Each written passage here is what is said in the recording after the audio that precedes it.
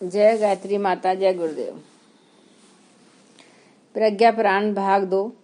इसमें गुरुदेव जी अब आगे लिखते हैं कि मनुष्य तो सृष्टि का सिरमौर है, पशु पक्षी तो मूक होते हैं, उपलब्धियां भी उनकी गौण हैं, किंतु सहकारिता के अनुशासन में वे भी बंधे रहते हैं एवं सतत विकास करते हैं। उनके उदाहरण मनुष्य के लिए शिक्षा ग्रहण करने योग्य हैं। यह प्रज्ञा पुराण भाग 2 है। इसमें गुरुदेव जी ने फिर आगे लिखा है कि मनुष्य की सर्वश्रेष्ठता का आधार यही तो माना जाता है कि उसमें बुद्धि एवं विवेक का तत्व विशेष है। उसमें कर्तव्य परायणता, परोपकार, प्रेम, सहयोग, सहानुभूति, सदहृदयता एवं संवेदनशीलता के गुण पाए जाते हैं, किंतु इस आधार पर वह सर्वश्रेष्ठ तभी माना जा सकता है जब सृष्टि के अन्य प्राणियों में इन गुणों का सर्वथा अभाव हो और मनुष्य इन गुणों को परिपूर्ण से क्रियात्मक रूप में प्रतिपादित करे। यदि इन गुणों का अस्तित्व अन्य प्राणियों में भी पाया जाता है और वे इसका प्रतिपादन भी करते हैं, तो फिर मनुष्य को सृष्टि के सर्वश्रेष्ठ प्राणी मानने के अहंकार का क्या अर्थ रह जाता है। राजहंसों का जीवन। प्रिंस क्रोपिटिन ने अपना सारा जीवन प्रकृति के अध्ययन में लगाया। उन्होंने जीव जंतुओं के व्यवहार से जो निष्कर्ष निकाले हैं उन्हें संघर्ष नहीं सहयोग पुस्तक में एकत्रित कर बताया है कि मनुष्य जाति की सुख संबंधित स्पर्धा में नहीं, भावनाओं के विकास में है। भावनाओं के विकास से वह अभावपूर्ण जीवन में आनंद और उल्लास, हंसी और खुशी प्राप्त कर सकता है। उन्होंने लिखा है कि ध्रुव प्रदेश के राजहंस परस्पर कितने प्रेम और विश्वास के साथ रहते हैं, उसे देखकर मानवीय बुद्धि पर तरस आता है और लगता है कि मनुष्य ने बुद्धिमान होकर भी जीवन की गहराइयां पहचानी नहीं हैं। कई बार राजहंसनी अपने बच्चों को घमंड में या आवेश में ठुकरा देती है तो उन पिता रहित बच्चों को बगल की मादा अपने साथ मिला लेती है। उसके अपने भी बच्चे होते हैं, पर वे सब बच्चे इस तरह घुल मिल जाते हैं मानो वे दो पेट से पैदा हुए न होकर एक ही नर और मादा की संतान है। मादा उन सबको समान दृष्टि से प्यार देती है और उनकी साज संभाल तक रखती है जब तक वे बड़े नहीं हो जाते। चालाक लोमड़ियां। प्रिंस क्रोपाटिन ने अपनी इसी पुस्तक में एक और मार्मिक घटना का उल्लेख किया है। एक बार जंगल में रेलवे लाइन बिछाई जा रही थी। मजदूर अपना खाना रखकर काम पर चले जाते। पीछे लोमड़ियां आती और खाना खा जाती। खाना पेड़ों की डालों पर लटकाया जाने लगा, पर वहां से भी पोटलियां गायब मिलती। अब एक ऊंचा खंभा बनाया गया, वहां खाना रखा गया। लोग यह देखकर आश्चर्यचकित रह गए कि एक दिन लोमड़ियां सर्कस की तरह एक के ऊपर एक चढ़ती गई और उस ऊंचाई तक पहुंचकर खाना नीचे गिरा दिया और उसे उठाकर भाग गईं। वन्य जीवन के सहचर। कभी भी देखा जा सकता है कि जब कोई पशु पक्षी कहीं आहार का संग्रह देख लेता है तो चुपचाप चोर की तरह खाने नहीं लगता। वह सबसे पहले अपनी भाषा में अपने सहचरों को बुला लेता है और तब उसके साथ मिलकर खाया करता है। आप कभी भी किसी स्थान पर दाने डालकर देख सकते हैं कि जहां एक पक्षी ने देखा कि उसने दूसरे को पुकारना शुरू किया और थोड़ी ही देर में पंडुका, गोरैया, तोते आदि न जाने कितने पशु पक्षी वहां पर जमा हो जाएंगे। लोग बंदरों को चने अथवा गेहूं डालते हैं। जहां एक बंदर ने देखा नहीं, उसने उहू उहू करके आवाज देना शुरू किया और हर क्षेत्र के सारे छोटे बड़े बंदर आकर उसका लाभ उठाते हैं। खाते समय भी कोई सबल कदाचित ही किसी निर्बल को भगाता हो। नर एवं मादा का भी उनमें कोई अंतर नहीं देखा जाता।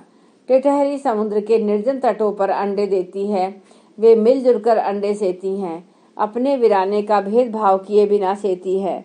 कोई मादा चारे की तलाश में उड़ जाए तो कोई दूसरे उसका स्थान ग्रहण कर लेगी।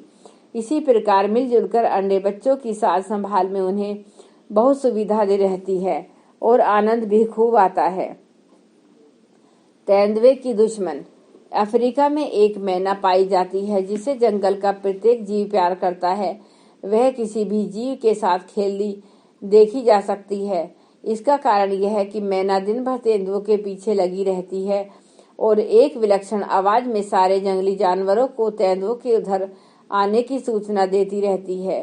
कई बार तो तेंदुआ इस हरकत से इतना खींच जाता है कि अपना सिर पटकने लगता है। परमार्थवादिनी मैना इस कारण प्रत्येक जीव की स्नेह भाजन बन गई।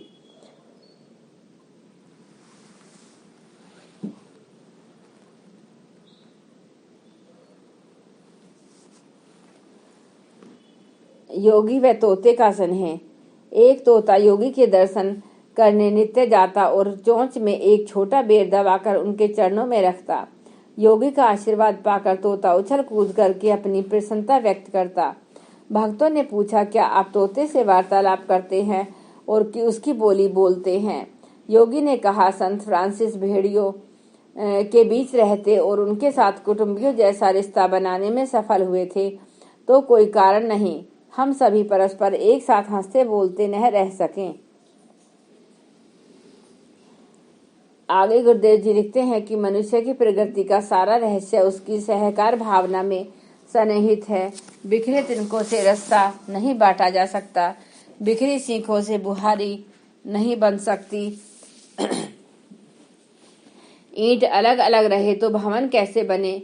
मोतियों के मिलने से ही हार बनता है। सैनिकों का समूह ही शत्रु पर विजय प्राप्त करता है। मनुष्य के सहकार स्वभाव से ही परिवारों की सर्वोपम सुखद संरचना हुई है, समाज बना है, राष्ट्रों का गठन हुआ है। विभिन्न संगठनों के माध्यम से ही महत्वपूर्ण कार्य संपन्न हुए।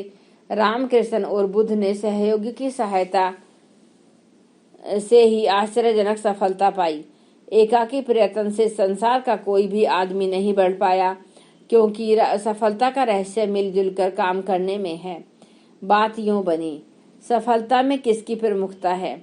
इस प्रश्न पर बल, संकल्प और विवेक आपस में उलझ पड़े। निर्णय के लिए प्रजापति के पास पहुंचे।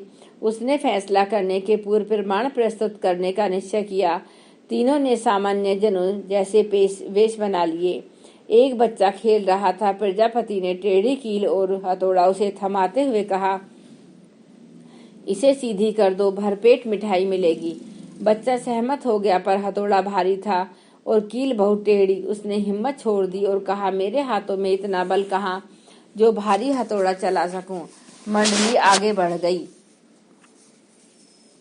एक कारीगर लेटा था। मिस्त्री को सोते से जगाकर अध्यक्ष ने कहा, लो कील और हथौड़ा, इसे सीधी कर दो, 5 रुपए मिलेंगे। रुपयों की बात सुनकर उसने करवट बदली, अंगड़ाई ली, हथौड़ा भी चलाया, पर नींद इतनी गहरी थी कि बात नहीं बनी और झपकी आखिर आ गई। कील हथौड़ा जहाँ के तहाँ पड़े रह गए। आगे चलकर एक बुद्धिमान इंजीनियर के पास पहुंचे। उसे कील सीधी करने के बदले 50 रुपया देने का प्रस्ताव किया। इंजीनियर बीमार था, किसी कठिनाई से व्यस्त और व्यग्र भी। उसने सिर हिलाकर इनकार कर दिया। अन्यत्र चलने का विचार छोड़कर प्रजापति ने बताया, आप तीनों के मिलने से ही सफलता मिलती है। अकेले रहने पर आप तीनों ही असफल रहेंगे। धन्यवाद। जय गुरुदेव, जय गायत्री माता। एक बार गायत्री मंत्र हमारे साथ। ओम भूर्भुवः स्वः तत्सवितुर्वरेण्यं भर्गो देवस्य धीमहि धियो यो न प्रचोदयात्। जय गुरुदेव।